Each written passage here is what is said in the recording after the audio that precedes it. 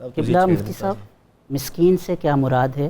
اور یہ جاننا اس لیے بھی ضروری ہے کیونکہ یہ مصارف زکوٰۃ میں ہے، اگر اس کی ایگزیکٹ ڈیفینیشن معلوم نہیں ہوگی تو ایسے شخص کو زکوٰۃ دی جا سکتی ہے جو مسکین نہیں ہے اور اس کی زکوٰۃ ادا نہیں ہوئی۔ اور دوسرا، قرآن و سنت میں جو مسکین کے حقوق اور احکام بیان ہوئے ہیں وہ ارشاد فرمائیں گے۔ فقیر اور مسکین، جی، یہ دو ٹرمز یوز کی جاتی ہیں اور دونوں کا ذکر قرآن میں ہے۔ جی، انما الصدقات للفقراء والمساکین۔ فقیر کہتے ہیں اس شخص کو جو مالی طور پر محتاج ہو جی، اور اس کے پاس بہت کم درجے کے وسائل ہوں، ٹھیک، وہ اپنی بنیادی ضرورت میں جیسے خوراک ہے، لباس ہے، رہائش ہے، اس کا کسی نہ کسی درجے میں اہتمام کر سکتا ہے، محنت کر رہا ہے، جی، لیکن اس کے باوجود وہ محتاج ہے۔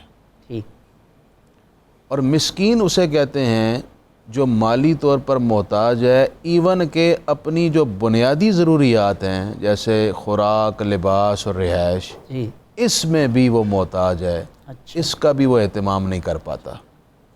تو فقیر بھی محتاج ہے جی، اور مسکین اس سے بڑا محتاج ہے، یوں سمجھ لیجیے آسان سے لفظوں میں۔ جی، جی، یہ دونوں مستحق زکوٰۃ بھی ہیں، مستحق صدقات بھی ہیں، مستحق نگاہ لطف بھی ہیں۔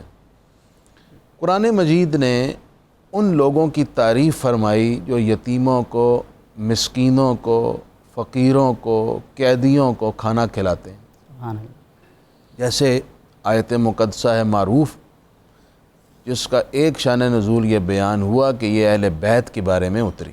سبحان اللہ، وَيُطْعِمُونَ الطَّعَامَ عَلَى حُبِّهِ مِسْكِينًا وَيَتِيمًا وَأَسِيرًا۔ وسیرہ، اللہ تعالیٰ نے تعریف فرمائی کہ یہ کیسے عمدہ لوگ ہیں سبحان اللہ، کہ یہ اللہ کی محبت میں مسکینوں، یتیموں اور قیدیوں کو کھانا کھلاتے ہیں۔ سبحان اللہ، سبحان اللہ، دیکھیں نا، جس طرح ایک باپ ہے نا، جی، اس کے لیے ساری اولاد ایک جیسی ہے، بالکل، بلکہ اولاد میں اگر ایک بیٹا مالی اعتبار سے مستحکم ہے اور دوسرا بیٹا کمزور ہے تو ماں باپ کی زیادہ ہمدردیاں کمزور کے ساتھ ہوتی ہیں۔ جی، بلا تشبیہ اللہ کے بندوں میں کچھ سٹرونگ ہیں، کچھ کمزور ہیں۔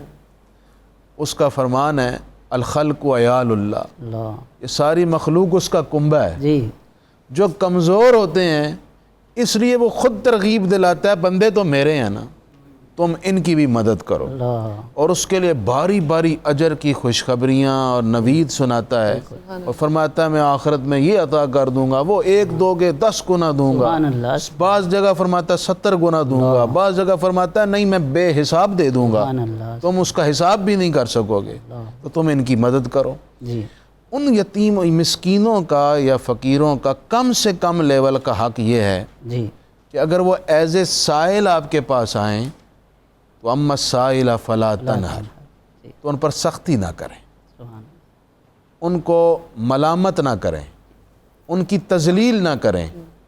آپ کچھ دینا چاہتے ہیں دے دیں، نہیں دینا چاہتے تو ان کا یہ حق ہے کہ ان کو اعلیٰ اخلاق کے ساتھ رخصت کر دیں۔ کیا بات ہے، سبحان اللہ، اچھا چاہے وہ پروفیشنلی کیوں نہ ہو، آپ کو تو نہیں پتہ یہ پروفیشنل ہے، جی، بالکل، کسی کے منہ پر تو نہیں لکھا ہوتا، صحیح بات، اس سے بھی آپ جان چھڑانا چاہتے ہیں تو عمدہ طریقے سے چھڑائیں، اخلاق سے چھڑائیں، کم از کم تذلیل نہ کریں، یہ کم سے کم حق ہے ان کا۔ جی، دوسرا حق کیا ہے؟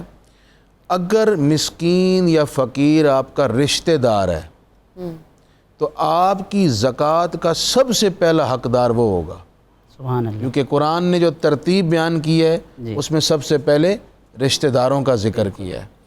اگر آپ کا بھائی ہے، بہن ہے، وہ مستحق زکوٰۃ ہیں تو پہلے آپ انہیں دیں گے، بالکل، ایون کہ آپ پھپھی ہے، خالہ ہے، چچا ہے، ماموں، یہ رشتہ دار قریب کے ہیں، ان کو، ان کی اولادوں کو سب سے پہلے آپ دیں گے اگر وہ مستحق ہیں، رشتہ داروں کے بعد پھر آپ دوسری طرف جائیں گے۔ اور نبی پاک علیہ السلام کا ایک فرمان، بس میں یہی بات ختم کر رہا ہوں، آپ نے فرمایا عام لوگوں کو دو گے ایک گنا اجر ہے، رشتہ دار اگر مستحق ہے اسے دو گے 2 گنا اجر ہے، سبحان اللہ دینے کا اور صلہ رحمی کرنے کا۔ سبحان اللہ۔ سبحان اللہ۔